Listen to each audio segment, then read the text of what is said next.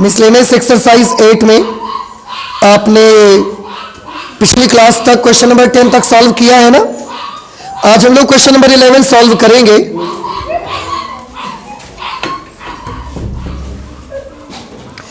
Question number 11 मैं पढ़ रहा हूं, आप भी गौर से सुनिएगा। लिखा हुआ है कि समाकलन विधि का उपयोग करते हुए, समाकलन विधि का उपयोग करते हुए वक्र mod x plus mod of y is equal to 1 से घिरे क्षेत्र का क्षेत्रफल ज्ञात करिए। ठीक है, आपको समाकलन विधि का उपयोग करते हुए इस वक्र से घिरे क्षेत्र का क्षेत्रफल पता लगाना है भाई। कैसे करेंगे इसको? सबसे पहले तो इसका मॉडुलस हटाने की आपको जरूरत है। अब मॉड हटेगा, आपको याद होगा मॉडुलस जब हटाएंगे तो प्लस माइनस निशान यूज करेंगे हम लोग, ठीक है ना, अकॉर्डिंग टू कंडीशन।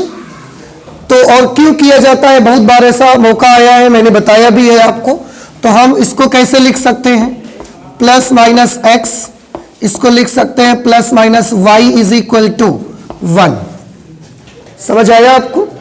ठीक। अब क्योंकि प्लस माइनस इसके साथ भी, प्लस माइनस इसके साथ भी, हम बारी बारी से इनके साइन लेकर के ना इसको 4 इक्वेशन बना सकते हैं इसकी। कैसे? आप ध्यान से देखिए। एक बार प्लस लेते हैं सबसे पहले, तो जब दोनों का प्लस लेंगे, plus X plus Y is equal to 1, तो ये इक्वेशन बन जाएगी x plus Y is equal to 1। एक बार दोनों का माइनस ले लिया जाए तो minus X minus Y is equal to 1, इसका भी माइनस, इसका भी माइनस, और ये तो 1। अब अगर -1 से मल्टीप्लाई करवा दें इसको तो क्या मिलेगा मुझे? x plus Y is equal to -1। एक इक्वेशन ये मिल जाएगी। अब इसका प्लस और इसका माइनस ले लीजिए, तो plus X minus Y is equal to 1। इससे जो इक्वेशन बनी वो x minus Y is equal to 1, ये इक्वेशन बन गई। अब इसके साथ माइनस और इसके साथ प्लस, तो minus X plus Y is equal to 1 implies that, आप चाहे तो ठीक है ऐसे ही बना रहने दीजिए, minus X plus Y is equal to 1। ठीक है, और इसको ना, इसको भी हम चाहेंगे कि आप ऐसा ही बना रहने दीजिए जैसा ये है, minus X minus Y is equal to 1। ठीक है, अब आप देखें कि जब इस कर्व के हमने मॉड हटाए तो हमको 4 इक्वेशन मिली, और 4 इक्वेशन लीनियर इक्वेशन है, चारों समीकरण रेखा को प्रदर्शित करते हैं। तो अब ये 4 समीकरणों जो मिली हैं उनके ग्राफ हमको कोऑर्डिनेट एक्सिस पर बनाने हैं, और उससे देखना है कि कितना रीजन घिरा हुआ है, कितना क्षेत्रफल घिरा हुआ है, और उसी का एरिया बस हमको निकाल लेना है। ठीक है, तो ये सब स्ट्रेट लाइन है बेटा, और स्ट्रेट लाइंस तो बनाना आपको आता है। देखिए ये एक्स एक्सिस है, एक्स डैश है, ये वाई है, और ये वाई डैश है, ये ओरिजिन पॉइंट है 0,0। इसको बनाइए। वैसे ये बनाना बहुत आसान है, थोड़ा आप ध्यान से देखेंगे कि अगर अंताखंड रूप में इसको बदलें तो इसको क्या लिख सकते हैं, इसकी बात करिए। इसको लिख सकते हैं x upon 1 plus Y upon 1 is equal to 1। ये इसका इंटरसेप्ट फॉर्म आ जाएगा। अब इसको देखकर आप बता सकते हैं x अक्ष पर कटा अंताखंड कितना है, 1, और y अक्ष पर कटा अंताखंड कितना है, 1, और दोनों पॉजिटिव इंटरसेप्ट काटते हैं। तो अगर हम एक यहां पर मान लें, इसका प्लस साइड में, इसका एक यहां पर आ जाएगा, इसका एक यहां पर आ जाएगा, और ऐसे इसका भी एक यहां पर आ जाएगा। तो ये 1,0, ये 0,1, ये -1,0, और बउआ इसका क्या होगा, 0,-1। ये मूल बिंदु है बीच में, वो आपको पता है।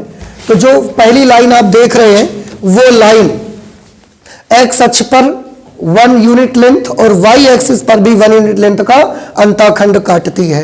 एक्स अक्ष पर एक लंबाई, वाई अक्ष पर भी एक लंबाई का अंताखंड काटती हुई एक लाइन हम बना देते हैं। देखो ये बेटा रेखा हमने बना दिया। ठीक, तो बुआ ये लाइन कौन सी आ गई भैया, ये लाइन है x, इसको ना हम यहीं पर लिखते हैं x plus Y is equal to 1। ठीक, दूसरी लाइन कौन सी है? Minus X minus Y is equal to 1। इसको अगर इसी रूप में बदलोगे तो x upon minus 1 plus Y upon minus 1, मतलब x और y दोनों अक्षों पर अंतःखंड तो एक लंबाई का ही कटेगा, पर दोनों नेगेटिव साइड कटेंगे, दोनों नेगेटिव साइड आएंगे, ये वाले पॉइंट्स आ जाएंगे।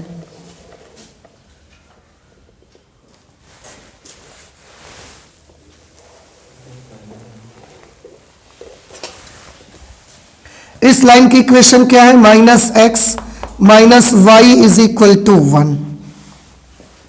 ठीक है, अच्छा third line x minus Y is equal to 1, इसको जब अंतःखंड रूप में बदलोगे तो आपको मिलेगा x upon plus 1 plus Y upon minus 1, मतलब x अक्ष पर कटा अंतःखंड प्लस और y अक्ष पर कटा अंतःखंड माइनस, अंतःखंड दोनों एक ही एक रहेंगे, तो x अक्ष पर प्लस और y अक्ष पर माइनस, ये वाला आ जाएगा। इसको मिलाने वाली एक लाइन आपको बना देनी है, ऐसी लाइन बन जाएगी। ये लाइन की इक्वेशन क्या है? x minus Y is equal to 1। एक फोर्थ लाइन है, इसको बनाओगे x upon minus 1 plus Y upon plus 1। x अक्ष पर कटा अंतःखंड है माइनस 1 और y अक्ष पर कटा अंतःखंड होगा प्लस 1, x पर माइनस 1 y पर प्लस 1, ऐसे ये लाइन बनानी पड़ेगी हमको।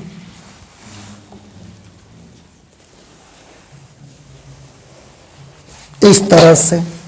और अब आप देखिए ये चारों लाइंस हमने बना ली हैं। ये लाइन की इक्वेशन है minus X plus Y is equal to 1।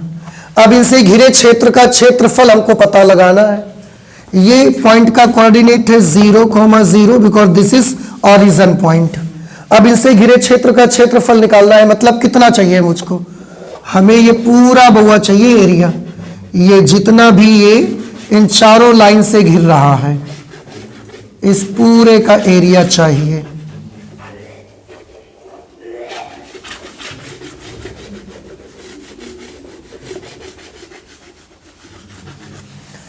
ये पूरा बाउंडेड रीजन मुझे चाहिए जो ये सेड किया है हमने यहां पर। कैसे निकालोगे? वैसे आपको नहीं लगता कि एक स्क्वायर बन गया है, वर्ग बन गया, ठीक है। और देखिए हम करना कैसे चाहते हैं। ये 0,0 है,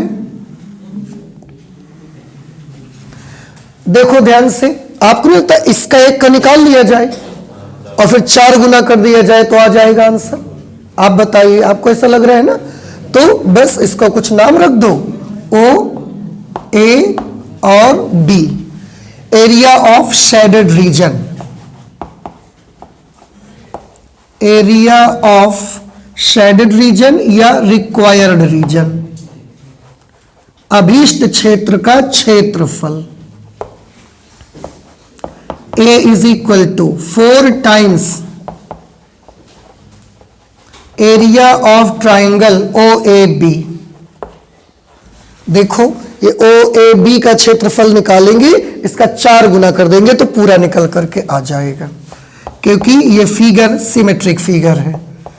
अच्छा, त्रिभुज OAB का एरिया कैसे निकालेंगे? इसको हम वर्टिकल स्ट्रिप से सॉल्व कर लेंगे। वर्टिकल स्ट्रिप मतलब y dx, तो ये y dx। अच्छा, ये y कहां से लाएंगे बता सकते हैं आप मुझे? ये इस रेखा के नीचे का क्षेत्रफल है, तो इस रेखा से हम y का मान निकाल के लाएंगे, याद रहेगा आपको। और लिमिट इसकी कहां से कहां तक? x अक्ष से लेनी है कि y अक्ष से? x अक्ष से लेनी है। x का मान लेना है कि y का? x का मान लेना है, तो x अक्ष से x का मान from 0 to 1, from 0 to 1। y की जगह पर बताइए क्या लिखा जाए?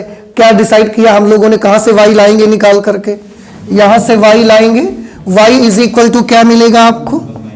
1 minus x D x from 0 to 1, 4।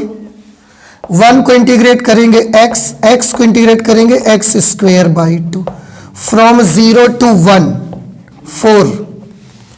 अब ये इसका हम लिमिट अप्लाई करेंगे, तो पहले x की जगह 1 लिखेंगे, 1 माइनस 1 का स्क्वायर करेंगे तो 1/2, फिर माइनस जहां जहां x है सब जगह 0 लिखेंगे तो ये सब पूरा 0 हो जाएगा ऐसे। तो रिक्वायर्ड रीजन का एरिया कितना आएगा 4 मल्टीप्लाइड बाई, आप थोड़ा ध्यान से देखेंगे तो क्या बोलते हैं 1 में से 1/2 माइनस करेंगे 1/2, रही बात इस टर्म की तो टर्म में तो पूरा 0 हो जाएगा। इस तरह से एरिया की वैल्यू कितनी आ जाएगी 2 दूना 4, 2 स्क्वायर यूनिट।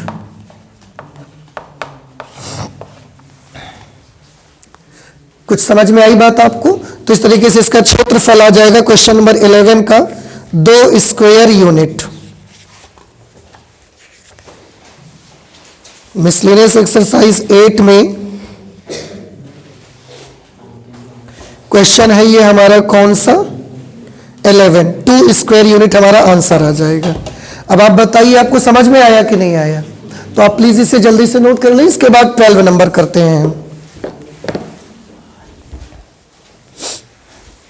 क्वेश्चन नंबर 12 में है वक्रों x, y is such that y is greater than और इक्वल टू x स्क्वायर तथा y is equal to modulus of x से घिरे क्षेत्र का क्षेत्रफल ज्ञात करिए। ये क्वेश्चन है हमारा क्वेश्चन नंबर 12। इसमें कर्व को कुछ इस तरह से आपको दिया गया है, ये तो इनइक्वालिटी की फॉर्म में दिया गया है कर्व, ठीक है ना, और ये y is equal to modulus of x दिया गया है। आपको इन दोनों को पहले कोऑर्डिनेट एक्सिस पर बनाना है और फिर ये डिसाइड करना है कि कौन से क्षेत्र का क्षेत्रफल हमें निकालना पड़ेगा और उसी के अकॉर्डिंग हम अपना कैलकुलेशन स्टार्ट कर लेंगे। तो सबसे पहले तो ये जो असमिका है ना, इसको हम इक्वेशन में बदल के देख लें। आपको लगता है ये y बराबर x स्क्वायर इसकी समीकरण बनेगी, ठीक है।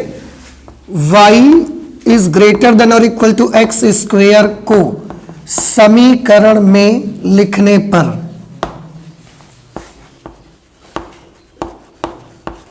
इक्वालिटी में हम इसको चेंज करेंगे तो y इज इक्वल टू कितना आ जाएगा x स्क्वायर, और इसका ग्राफ बनाना तो आप जानते होंगे, ये x square is equal to 4ay type का है, अपवर्ड पैराबोला बनेगा, इस पे y एक्सिस इसकी एक्सिस बनेगी। अब क्योंकि आप समझने लगे हो, पूरी एक्सरसाइज लगभग खत्म होने को है और अब आप जानते भी हो इन सब चीजों को, इसलिए मैं बहुत ज्यादा गहराई नहीं लिखता हूं अब उसकी। ये y है और यहां पर ये y डैश है, ये ओरिजिन पॉइंट है भैया 0,0। बताइए ये पैराबोला कैसे बनाएगा? ये पैराबोला की इक्वेशन है, परवलय की समीकरण है। ये X square is equal to 4ay type का है, मैंने बोला अपवर्ड पैराबोला है ये पैराबोला इस तरीके से बनेगा ऐसे, ठीक है। इसकी इक्वेशन क्या है? y is equal to X square इसकी इक्वेशन है, ठीक है। अब इसमें एक छोटी सी प्रॉब्लम ये है ना, इसके साथ असमिका लगा के इन्होंने दिया हुआ है, असमिका लगा के दिए तो हमको यहां से ये पता लगाना होगा कि इसके किधर का हिस्सा हमें छायांकित करना होगा। बात समझ रहे हैं ना? जैसे अभी बात आएगी शेडेड करने की, किधर का पोर्शन शेड किया जाए, तो उसके लिए आपको इसकी हेल्प लेनी पड़ेगी, क्योंकि ये पैराबोला जैसे ऐसे बना हुआ है, तो हमें देखने की जरूरत यह है कि इस पैराबोला के अंदर का कोई भाग छायांकित करना है या बाहर का कोई भाग छायांकित करना है, ये हमको देखने की जरूरत पड़ेगी। आप चलो पहले एक काम कर लो, इसको भी बना लीजिए। क्या किसी को भी याद है y बराबर मॉड x का ग्राफ कैसे बनेगा? अभी पिछली क्लास में ये आपको बताया गया है कैसे बनेगा। हाँ, ये वी शेप में बनेगा और इसकी जो नोक रहेगी वो ओरिजिन पॉइंट पर पड़ेगी, अभी हाल ही में बताया मैंने आपको। तो ये ग्राफ ऐसा बनेगा, ऐसे वी शेप में बनेगा और इसकी नोक ओरिजिन पॉइंट पर आएगी, जिसमें से ये होता है y is equal to X और ये होता है y is equal to minus X, ठीक है ना। अब देखने वाली बात यह है कि कौन सा पोर्शन हमको शेड करना पड़ेगा, छायांकित करना पड़ेगा। उसके लिए पहले परवलय की रजामंदी भी लेना जरूरी है। परवलय क्या बोलता है कि कौन सा हिस्सा छायांकित करो, अंदर वाला करना है कि बाहर वाला करना है? बताइए ये कैसे पता लगाया जाए? कैसे पता लगाएंगे कि ऐसे अगर परवलय बना है तो इसके अंदर में कोई पॉइंट है जो उसको छायांकित करना है या बाहर किसी भाग को छायांकित करना है? कैसे पता लगाइएगा आप लोग, क्या तरीका सिखाया गया है? हाँ, परवलय दो सही, परवलय के अंदर या बाहर का कोई भी एक बिंदु आप ले लीजिए, कोई भी बिंदु जिसे आप जानते हैं। कहां का लेंगे, अंदर का लेना चाहेंगे कि बाहर का? बाहर का, यहां का ले लो, कोई भी पॉइंट ले लो, 2,0, ये 2,0 यहां कहीं पड़ेगा और 2,0 से आप परवलय को संतुष्ट करवा के देखिए। अगर ये पॉइंट परवलय को संतुष्ट कर दे, अगर ये पॉइंट परवलय को संतुष्ट कर देगा तो हम परवलय के कहां का हिस्सा छायांकित करेंगे, बाहर का कि अंदर का? बाहर का करेंगे, क्योंकि ये परवलय के बाहर है। तो अगर परवलय के बाहर स्थित कोई बिंदु उसको संतुष्ट कर रहा है, उसकी असमिका को, तो हम परवलय के बाहर वाले हिस्से को छायांकित करेंगे। लेकिन अगर परवलय के बाहर स्थित बिंदु ने परवलय से बनी असमिका को संतुष्ट नहीं किया तो फिर हमें अंदर वाला हिस्सा छायांकित करना पड़ेगा। तो करवा के देख लो 2,0 से। 2,0 मतलब x की जगह पर क्या लिखना है 2 और y की जगह पर क्या लिखना है 0। तो जब हमने इसकी असमिका को संतुष्ट करवा के देखा तो y की जगह क्या लिखना है 0 और x की जगह पर क्या लिखना है 2। 2 लिखोगे 4 हो जाएगा। अब आप देखो क्या ये सत्य है? 0 is greater than equal to 4। 0 4 से बड़ा है या बराबर है? हम देख रहे हैं तो दोनों में से कुछ भी नहीं है, ना तो बेचारा बड़ा है ना बराबर है, ये तो 4 से छोटा है। तो इसका मतलब है ये असत्य है पूरी तरह से। अगर ये गलत है इसका मतलब कि परवलय के बाहर किसी भी बिंदु ने परवलय को संतुष्ट नहीं किया। अब आप सोच सकते हो कि एक बिंदु से संतुष्ट करवाया और बदनाम सारे बिंदुओं को करे दे रहे कि किसी भी बिंदु ने संतुष्ट नहीं किया। तो भाई एक भी नहीं किया ना, तो सब नहीं करेंगे, कोई नहीं करेगा, आप करवा के देख लो। इसीलिए हम एक पॉइंट से चेक कर लेते हैं और ऐसे पॉइंट से जिसको हम जानते हैं। तो बाहर का कोई पॉइंट इसको सेटिस्फाई नहीं करेगा, अंदर के पॉइंट सेटिस्फाई करेंगे। तो परवलय का कौन सा हिस्सा लेना है, बाहर का लेना कि अंदर का? तो अंदर वाले भाग लेने। अब जब हमको ये पता लग गया कि अंदर वाले भाग लेने हैं, अब हम बड़ी आसानी से आपको बता सकते हैं कि जरूर इस वाले पार्ट की बात की जा रही होगी। बहु जरूर इस वाले हिस्से की बात की जा रही होगी, इस वाले हिस्से की।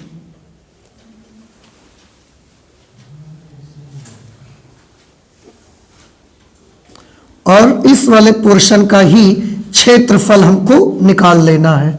आपको क्या लगता है क्या करना चाहिए उसके लिए? मुझे एक तरफ का निकाल लीजिए एरिया, उसका डबल कर देंगे, ठीक है ना। यहां से इसको ऐसा ये कर दो, तो इसका नाम दे देते हैं O, इसका नाम रख देंगे A। ये 2,0 तो हमने माना था, एक्चुअली तो यहां नहीं है, ये तो हमने मान लिया था सेटिस्फाई करवाने के लिए।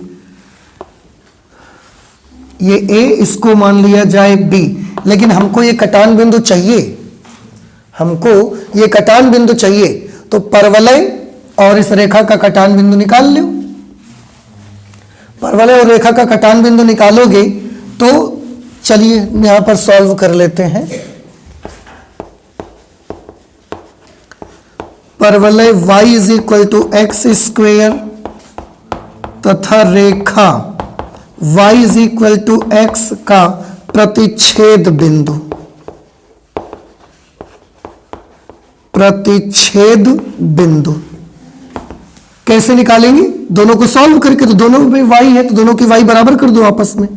X square is equal to X, X square minus X is equal to 0। X common कर लिया, X minus 1 is equal to 0। X बराबर 0 और X is equal to 1। X की दो वैल्यूज मिली हमको यहां से, एक्स की दो वैल्यू है तो y की भी दो वैल्यू मिलेंगी। जब x 0 होगा तो y भी 0 होगा, और जब x 1 होगा तो y भी क्या होगा 1। इस तरह से दो इंटरसेक्शन पॉइंट मिले, एक 0,0 मिला और एक दूसरा जो इंटरसेक्शन पॉइंट मिला वो 1,1 मिला। तो 0,0 तो ये है, दिख भी रहा है कि ये लाइन काट रही है इसको। तो ये वाला जो दूसरा पॉइंट होगा वो कौन सा होगा 1,1। और आगे से याद भी रख लो कि y बराबर एक्स स्क्वायर और y बराबर मॉड x का कटान बिंदु 1,1 पर आता है। ऐसे इधर भी आप निकालोगे ना बेटा, तो ये आपको कटान बिंदु मिलेगा -1,1, इसका कटान बिंदु मिल जाएगा। इस पॉइंट का कोऑर्डिनेट क्या होगा? -1,0। अब अगर ये 1,1 है तो इस पॉइंट का कोऑर्डिनेट क्या हो गया? 1,0। हम तो एक तरफ का निकालेंगे, उसको डबल कर देंगे, हमें नहीं मतलब है दूसरे से। तो हम क्या करेंगे, सबसे पहले इसका कुछ नाम रख देते हैं, सी नाम रख देते हैं। छायांकित भाग का क्षेत्रफल या अभीष्ट क्षेत्र का क्षेत्रफल,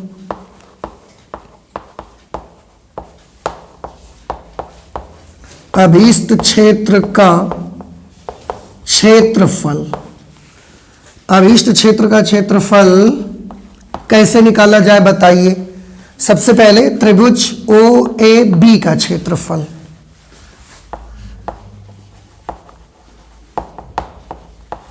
समकोण त्रिभुज OAB का क्षेत्रफल, OAB का क्षेत्रफल, उसमें से माइनस करेंगे आकृति OCBAO का क्षेत्रफल, ये वाला पोर्शन, आकृति OCBA का क्षेत्रफल, ये वाला पोर्शन बेटा जो देख रहे हैं आप, इसका एरिया निकाल करके माइनस कर देंगे तो अपने आप वो जो अभीष्ट क्षेत्र है उसका एरिया निकल आएगा। बताइए इसको कैसे निकाला जाए। दोनों के लिए हम वर्टिकल स्ट्रिप का इस्तेमाल कर लेंगे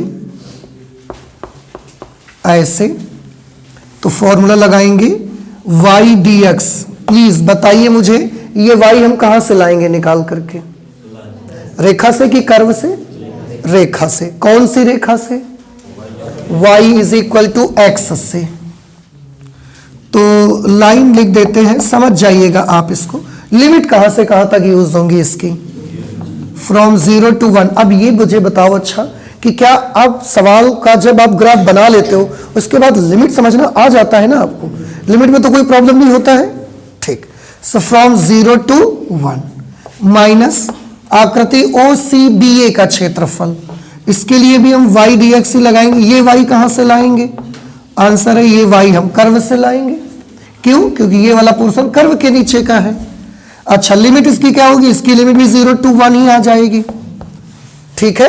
अब थोड़ा ध्यान से देखिए, दोनों का सब कुछ बराबर है केवल y छोड़ करके, तो क्यों ना हम इसमें इसको माइनस करके लिख दे डायरेक्टली।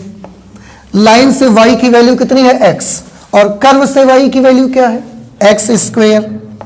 तो इसकी x माइनस इसके लिए x square dx from 0 to 1। Limits भी दोनों के लिए सेम है ना, इस वजह से इंटीग्रेट करो। x का क्या हो जाएगा?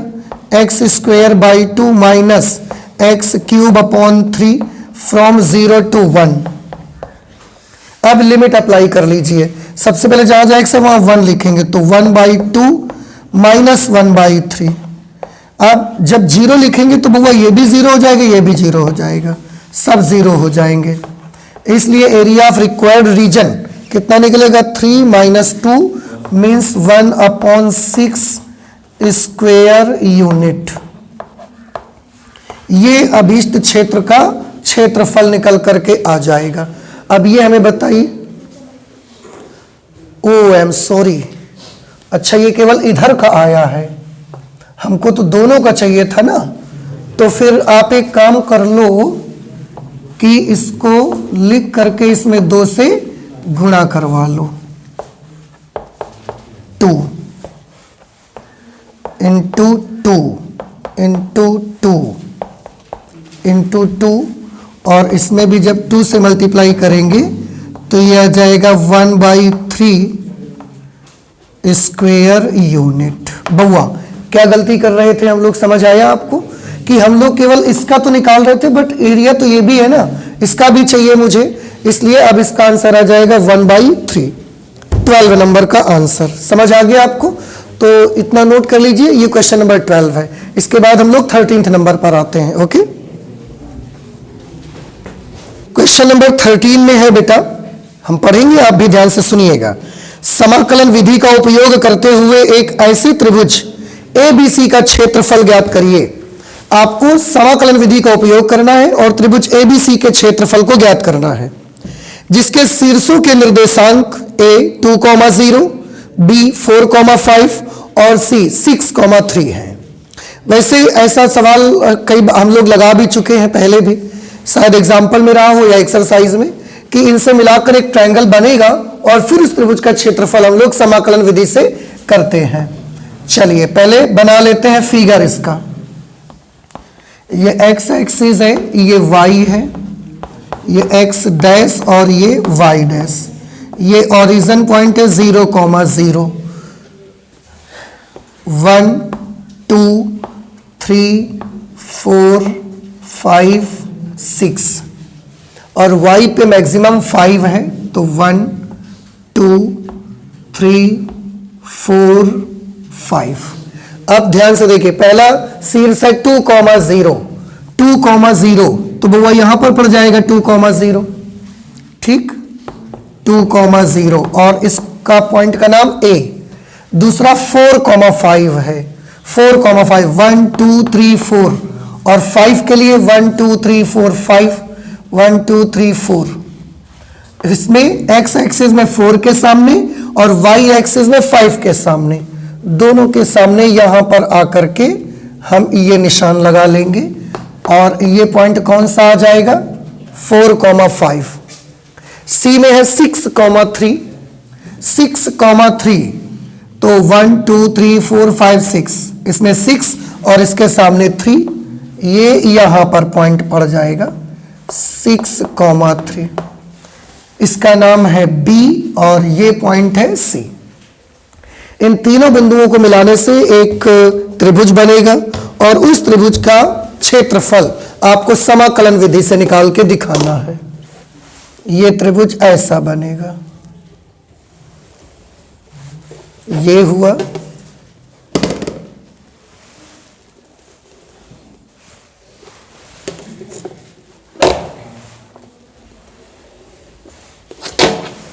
ये वो त्रिभुज बन गया जिस त्रिभुज की चर्चा यहां पर हो रही है क्वेश्चन नंबर 13 पे, और इसका क्षेत्रफल बउआ आपको निकाल के दिखाना है।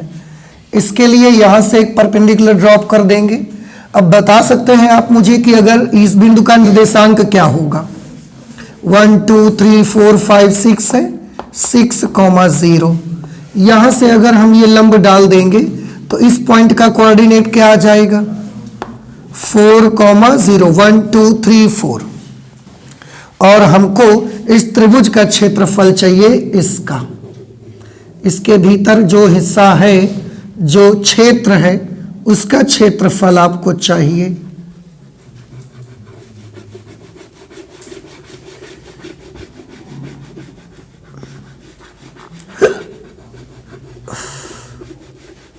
ये इतना क्षेत्रफल आपको चाहिए।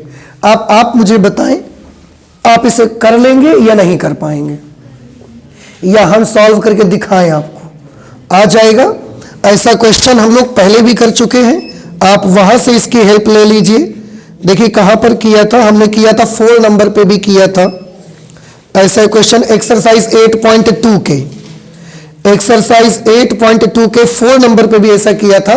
और उससे पहले जो एग्जाम्पल हैं उनमें एग्जाम्पल नंबर 9 पे भी ऐसा किया गया था। देख सकते हैं आप पन्ने पलट करके फिर से।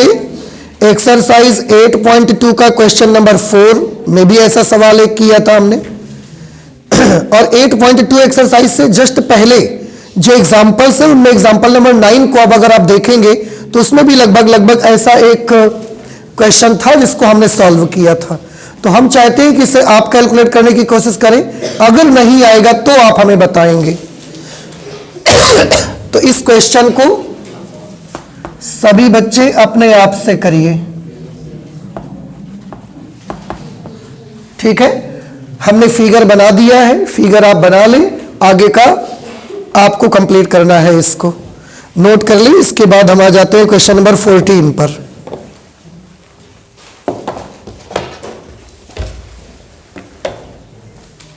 क्वेश्चन नंबर 14 में समाकलन विधि का उपयोग करते हुए रेखाओं 2x plus Y is equal to 4, 3x minus 2y is equal to 6 एवं x minus 3y plus 5 is equal to 0 से घिरे क्षेत्र का क्षेत्रफल ज्ञात करिए। देखो ये क्वेश्चन भी 13 नंबर जैसा ही है, बस फर्क इतना है कि उसमें बिंदु दिए गए थे त्रिभुज के, इसमें 3 लाइनें दी गई हैं। इन 3 लाइनों से मिलाकर जब आप एक फिगर बनाओगे तो इसके लिए भी एक त्रिभुज बन जाएगा इस पे भी, और उस त्रिभुज के क्षेत्रफल को आपको ज्ञात करना है। तो चलिए देखते हैं कैसे बनेगा। इनके बारे में थोड़ा सा आप देख लीजिए कि आप इसे कैसे बनाएंगे।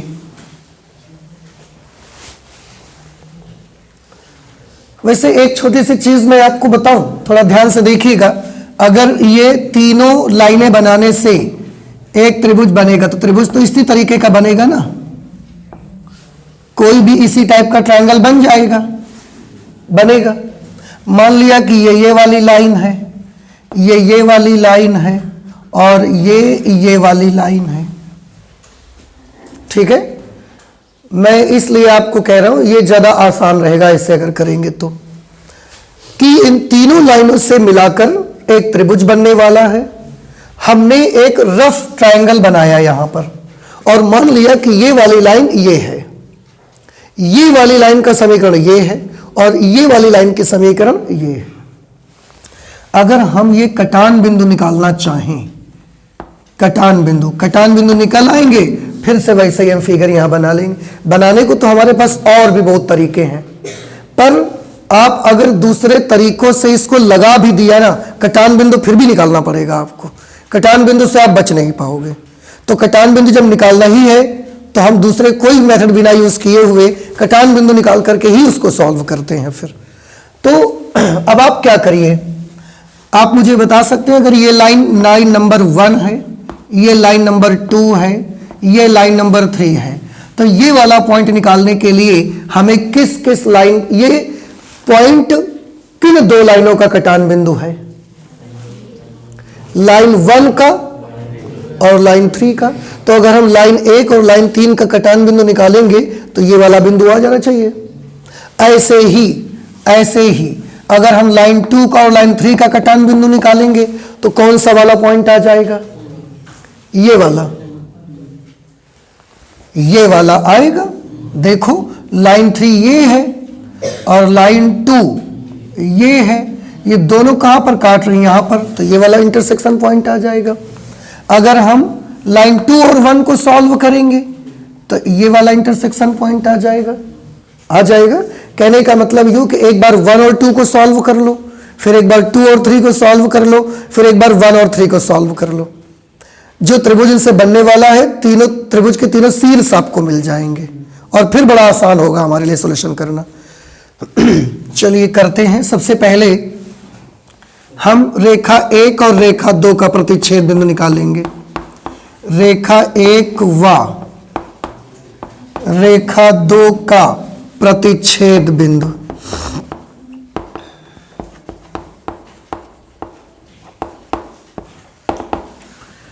एक और 2 का प्रतिच्छेद बिंदु, बताइए कैसे निकाला जाए। इसमें 3 का गुणा करके इसको जोड़ दिया जाए, ठीक है ना। इसमें 3 से मल्टीप्लाई करिए, 6x plus 3y is equal to 12। इसमें तो कुछ करना नहीं है, तो x माइनस 3y, आप चाहो तो 5 उधर भेज दीजिए तो -5 हो जाएगा। अब दोनों को ऐड कर दो आप, plus 3y minus 3y cancel हो गया, ये हो गया 7x और ये 12 में से 5 चले गए 7, तो x की वैल्यू कितनी आ गई, 1। अब x की वैल्यू अगर 1 आ गई है तो 1 और 2 में किसी में भी एक में रख लो, 1 में रख लो। समीकरण 1 से, समीकरण 1 है 2x plus Y is equal to 4। x की जगह 1 लिख दो, 1 लिखोगे, 1 का गुणा 2 से किया 2 आया, 2 उधर जाके माइनस हो जाएगा, तो y की वैल्यू कितनी आ जाएगी, 2। तो रेखा 1 और रेखा 2 का कटान बिंदु क्या मिला हमको, 1,2। अब हम रेखा 2 और रेखा 3 का कटान बिंदु निकाले ले रहे हैं। ऐसे बारी बारी से तीनों कटान बिंदु निकाल लेंगे हम। रेखा 2 व रेखा 3 का प्रतिच्छेद बिंदु।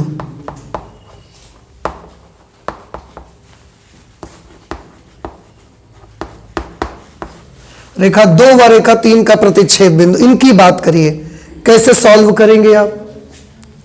इसमें 3 का गुणा कर लें और फिर इसमें इसको माइनस कर दिया जाए, ठीक है।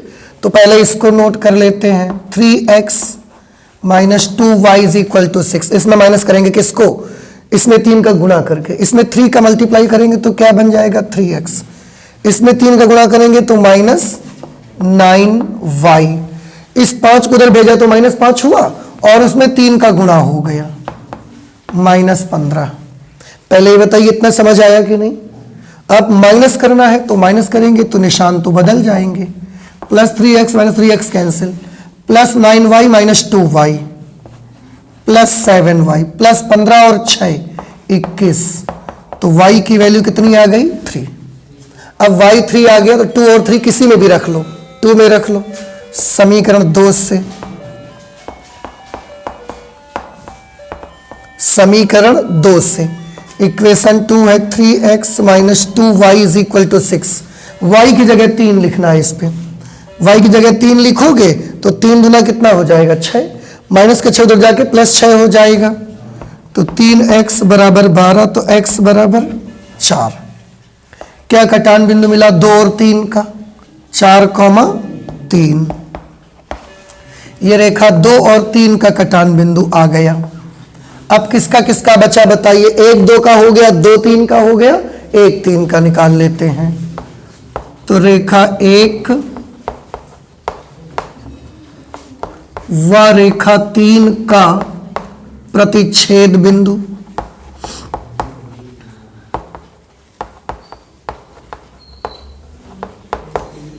रेखा 1 व रेखा 3 का प्रतिच्छेद बिंदु। 1 और 3 को हल करना है, इसको और इसको सॉल्व करना है। क्या हो गया? 1 और 2 को करना है, तो ये हम 1 और 3 को हल कर चुके हैं, मतलब हमने इसको और इसको हल कर लिया है पहले से ही, फिर 2 3 हल कर लिया। अब 1 और 2 को हल करना बाकी रह गया है। ठीक, 1 और 2 को कैसे हल करेंगे? इसमें 2 का गुणा करवाए, इसको जोड़ दें, इसमें 2 से मल्टीप्लाई करवाओगे, कितना बचेगा? बनेगा 4x plus 2y is equal to 8। इसको ऐड कर देना है, तो 3x minus 2y is equal to 6। बउआ देखो, हम 1 और 3 को पहले सॉल्व कर चुके हैं, फिर 2 और 3 को सॉल्व कर लिया है हमने, अब 1 और 2 को सॉल्व कर रहे हैं। इसमें 2 से मल्टीप्लाई किया तो 4x plus 2y is equal to 8। इसको ऐसे लिख दिया 3x minus 2y is equal to 6। Plus करना है तो 2y से 2y कैंसिल, ये हो गया 7x is equal to 14। x is equal to कितना आ गया? 2। अगर x 2 आ गया तो 1 या 2 कोई भी यूज कर लो, एक ही यूज कर लो। समीकरण 1 से समीकरण 1 से इक्वेशन नंबर 1 है 2x plus Y is equal to 4।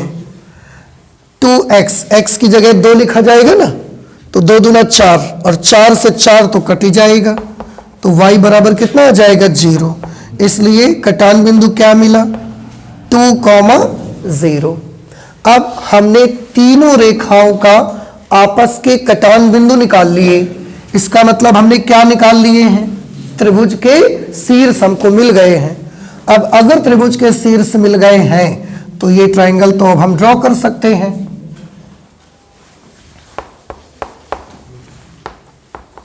y और ये y डैश, तीनों बिंदुओं को देखिए, एक पॉइंट ये है, एक ये है और एक ये है।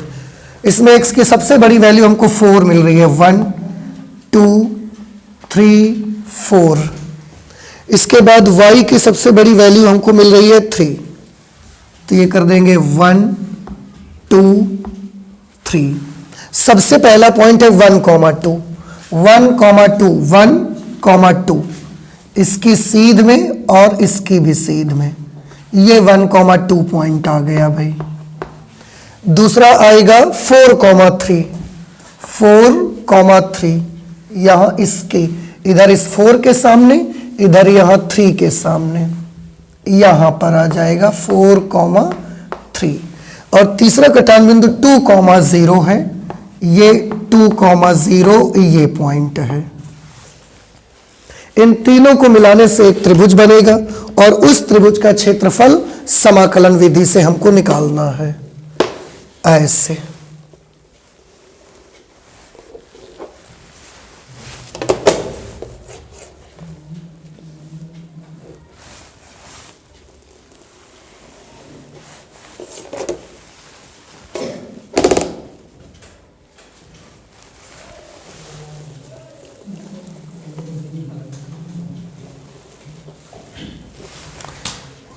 ये देखिए बेटा त्रिभुज बन गया है और शीर्ष तीनों को मिल गए हैं मुझको।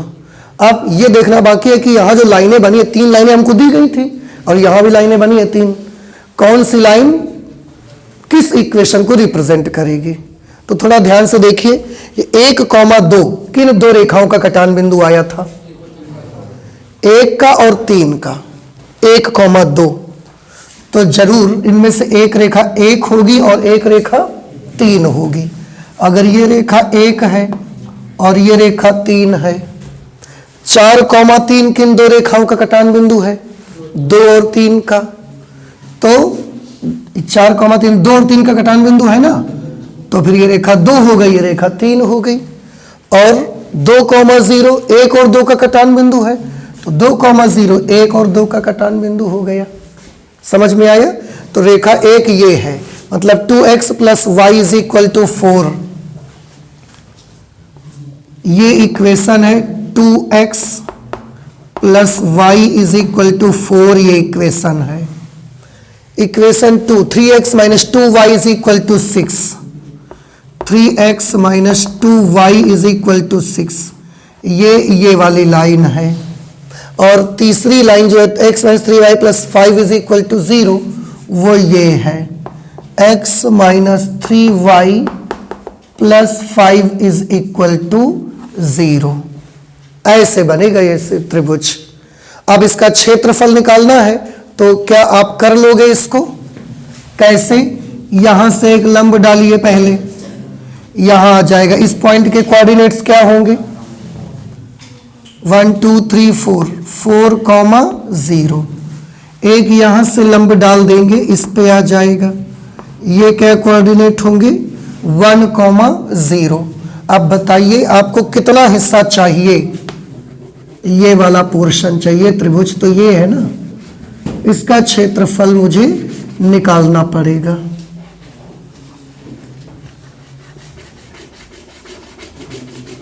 इतने क्षेत्र का क्षेत्रफल हमें ज्ञात करना पड़ेगा।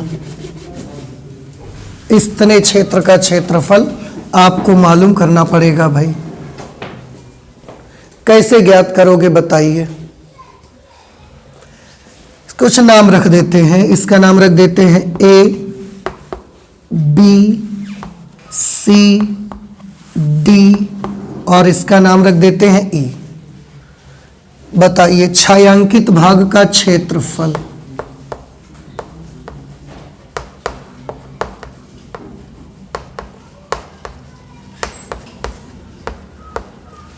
छायांकित भाग का क्षेत्रफल कैसे निकाला जाए? पहले पूरी आकृति का निकाल लो, A, B, C, D। इस पूरी आकृति का निकाल लो, फिर उसमें इस वाले त्रिभुज का माइनस करना और इस वाले त्रिभुज का भी माइनस कर देना, दोनों का आ जाएगा। तो क्या होगा? छायांकित भाग का क्षेत्रफल बराबर समलंब चतुर्भुज। ये जो बड़ी वाली आकृति आप देख रहे हैं, ये समलंब चतुर्भुज है। समलंब चतुर्भुज ABCD, ABCD का क्षेत्रफल जब पूरे का आ जाएगा, फिर इस त्रिभुज का और इसका माइनस करना पड़ेगा। तो त्रिभुज ABE का क्षेत्रफल, त्रिभुज ABE का क्षेत्रफल और क्या माइनस करना पड़ेगा? त्रिभुज EDC का क्षेत्रफल, त्रिभुज EDC का क्षेत्रफल बताओ पहले समझ में आया कि नहीं आया आपको जो हम ये लिख रहे हैं? क्या करेंगे हम? पहले हम पूरे समलंब चतुर्भुज का ए बी सी डी पूरे का क्षेत्रफल निकालेंगे, फिर ये त्रिभुज हटा देंगे, ये त्रिभुज हटा देंगे, अपने आप ट्रायंगल निकल करके हमारे सामने आ जाएगा। तो समलंब चतुर्भुज का क्षेत्रफल कैसे निकालेंगे? सब वर्टिकल स्ट्रिप से करेंगे। y dx, बताइए ये y कहां से लाएंगे निकाल करके? ये y कहां से आना चाहिए? अरे पूरा ए बी सी डी का निकाल रहे हो कि नहीं? तो BC लाइन से नहीं आना चाहिए इसको। तो y from line BC, limit क्या होंगी इसकी? पूरा A से D तक कर रहे हैं तो 1 to 4 माइनस त्रिभुज ABE का क्षेत्रफल, उसके लिए भी y dx। ये y कहां से लाएंगे निकाल करके? ABE ये वाली लाइन से, क्योंकि इस लाइन के नीचे का है। तो कौन सी लाइन से? ये BE लाइन से y की वैल्यू निकाल के लाई जाएगी। ठीक, ऐसे ही minus integration of y dx, ये वाला y कौन सी लाइन से आएगा? ये इस लाइन के नीचे का क्षेत्रफल है EC, तो ये वाला y हम EC से लाएंगे। हाँ, लिमिट नहीं लिखी इस वाले की। इस वाले की लिमिट क्या लेनी है बताओ? 1 से 2, 1 से 2। इस वाले की लिमिट क्या लेनी है? 2 से 4, तो 2 से 4 इसकी लिमिट हो गई। अब आपको बस इसे कैलकुलेट कर देना है भाई। y फ्रॉम BC, BC कौन सी लाइन है? ये लाइन है। यहां से y निकालना है, बताइए कितना मिलेगा आपको? 3y is equal to x plus 5, तो y is equal to x plus 5 upon 3, x plus 5 upon 3 dx from 1 to 4, y फ्रॉम BE लाइन, ये लाइन BE है। 2x plus Y is equal to 4, y का मान यहां से निकालोगे तो क्या आएगा? 4 माइनस 2x, तो 4 minus 2x dx from 1 to 2 minus y from EC से y की वैल्यू निकालोगे तो 2y बराबर हुआ 3x minus 6, 3x minus 6 upon 2 dx from 2 to 4। Solve कर लीजिए भाई, 1/3 तो बाहर ले आइए इसका।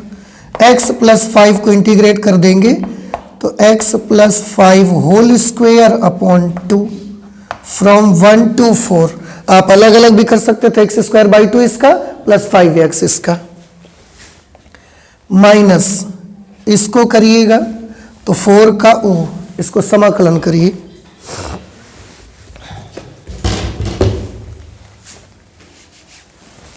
इंटीग्रेट करेंगे तो 4 का क्या बन जाएगा? 4x, 2x का क्या होगा? x square. भाई x का होता है x स्क्वायर बाई 2, तो जैसे ही आप 2 तो 2 लिखोगे, x स्क्वायर बाई 2 करोगे 2 से 2 कट जाएगा, x स्क्वायर आ जाएगा फ्रॉम 1 to 2 माइनस ये वाला 1/2 आप बाहर कर दीजिए, बाकी 3x को करोगे तो ये आएगा 3x square by 2 minus 6x from 2 to 4। अब इनमें हमको लिमिट्स अप्लाई करनी है भाई, कर लेंगे आप लिमिट अप्लाई, ठीक है? तो लिमिट्स अप्लाई कर लीजिएगा और आपका आंसर आ जाएगा। इसके बाद अभी हुआ नहीं है, आपको सॉल्यूशन करना है, करके आंसर निकाल लीजिएगा, ठीक है? तो नोट कर लीजिए जल्दी से। ये आपका कौन सा क्वेश्चन हो गया? 15th नंबर, और उसके बाद के क्वेश्चन अब हम लोग लगाएंगे अगली क्लास में, ठीक? तो आज इतने रखेंगे मैथमेटिक्स में, आगे और पढ़ाई करेंगे नेक्स्ट क्लास में करते हैं। चलते हैं, मिलते हैं अगली क्लास में। Thank you.